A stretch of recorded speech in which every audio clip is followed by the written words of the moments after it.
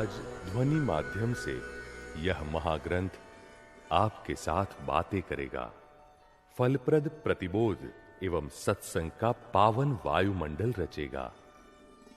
मनुष्य जीवन का अंतिम ध्येय तो मुक्ति को ही पाना है।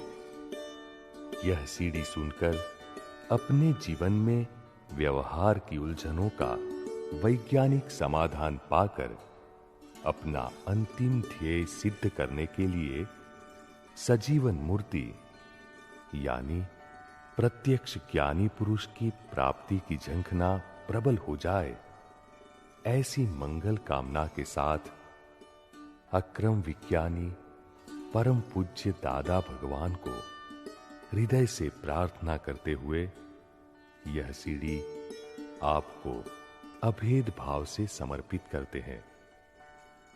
तो आइए गौर से सुनिए और अपने खुद के स्वनिवास का शिलान्यास कीजिए।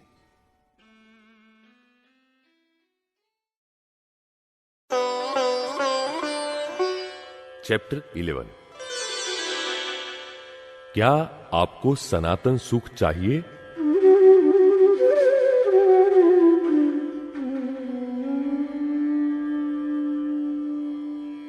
एक बार एक बहुत बड़े मिल मालिक ज्ञानी पुरुष श्री दादा भगवान से मिलने आए और आते ही रोने लगे।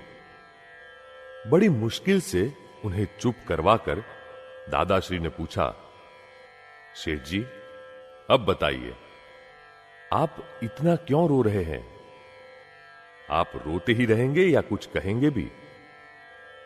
तब रोनी सी सूरत बनाकर सेठ जी ने कहा, मैं तो चारों ओर से लुट गया, बर्बाद हो गया, मेरा तो सर्वनाश हो गया।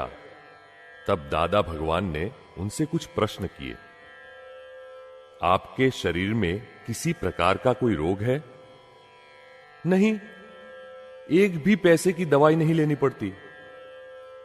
आपकी पत्नी अच्छी है? 16 गुण संपन्न है। आपके बच्चे हैं? हां है, सभी बच्चे पढ़ लिख कर धंधे में सेट हो गए हैं। अच्छे घरानों में उनकी शादियां भी हो गई है। रहने के लिए मकान है? हां, 40 लाख का फ्लैट, 10 लाख का फर्नीचर, नौकर चाकर, मोटर ड्राइवर, सभी प्रकार की सुविधाएं हैं। कुछ व्यवसाय करते होंगे आप? हां, 3 मिलें हैं, तीनों बहुत अच्छी चल रही है। बैंक बैलेंस है? हां, लाखों रुपये नकद, सोना चांदी, हीरा मोती सब है। अंत में जब दादा भगवान से रहा नहीं गया, तब उन्होंने पूछा, इतनी सब सुख सुविधाएं होते हुए भी आप इतने दुखी क्यों हो रहे हैं? तब रोनी सूरत बनाकर सेठ जी बोले, दादाजी, मुझे चौथी मील में 5 लाख का बड़ा घाटा हुआ है। तब करुणा से दादाजी हंस पड़े और बोले, सेठ जी, जो 5 लाख गए हैं उसका 12वां 13वां करने के बजाय आपके पास बैलेंस में जो है उसकी दिवाली मनाएंगे तो बेहतर होगा।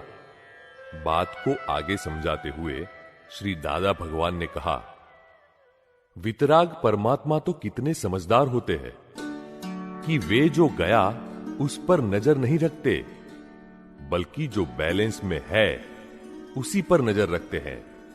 अरे सभी भौतिक सुख आंख मिचौली खेलकर हाथ से निकल जाए तो भी वे सोचते हैं कि मेरे पास निरोगी शरीर तो है ना, अमूल्य 2 आंखें, 2 हाथ, 2 पैर है, उनके बल पर शेष जीवन बिता देंगे। एक हाथ कट जाए तो भी पॉजिटिव दृष्टि रखते हैं कि अभी भी एक हाथ और 2 पैर तो है ना। अरे दोनों हाथ भी कट जाए तो कहेंगे कि 2 पैर तो है ना, और अंत में कुछ नहीं तो आत्मा तो है ही ना। कैसी पॉजिटिव दृष्टि रखते हैं वितराग परमात्मा, कैसी अद्भुत दृष्टि होती है वितरागों की।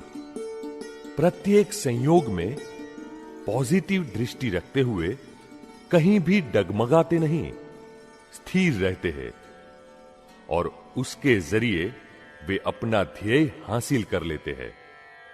इसके विपरीत हम सभी की लौकिक दृष्टि भी ऐसी अद्भुत है कि सुखों के ढेर में से भी दुख को खोजकर जीवन को खुद ही दुखमय बनाकर लाचार बन जाते हैं।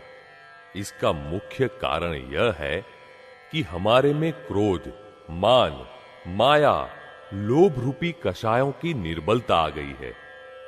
जैन दर्शन के अनुसार राग, द्वेष एवं अज्ञान और वेदांत के मत के अनुसार मण विक्षेप एवं अज्ञान के आधार पर संसार खड़ा है।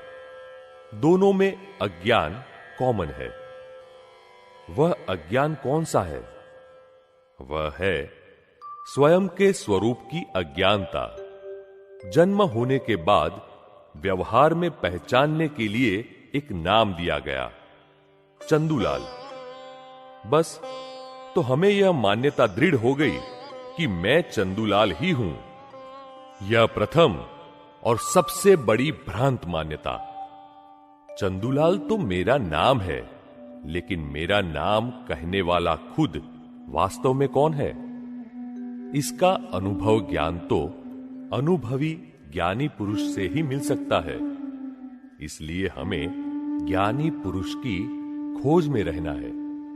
प्रत्यक्ष प्रकट ज्ञानी पुरुष का योग प्राप्त हो जाए तो उनके चरण कमल में सर्वभाव अर्पण करके उनकी आज्ञा की आराधना द्वारा ही परम सत्य की प्राप्ति हो सकती है।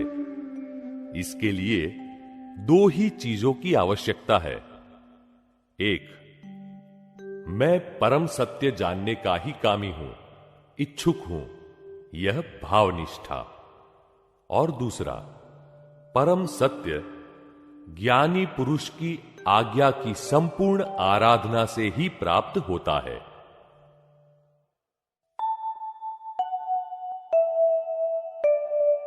हाइलाइट्स।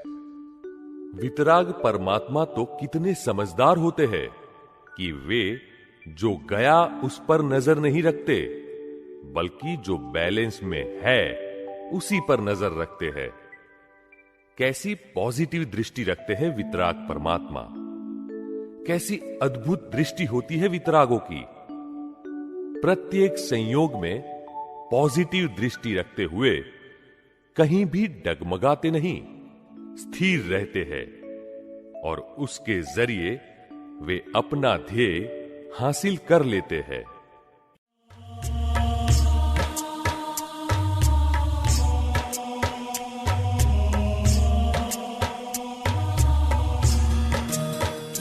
जीवन भले एक दर्शन है, मूल आत्म शाश्वत दर्पण है। व्यवहार हो चाहे करोड़ों संग, स्वनिश्चय के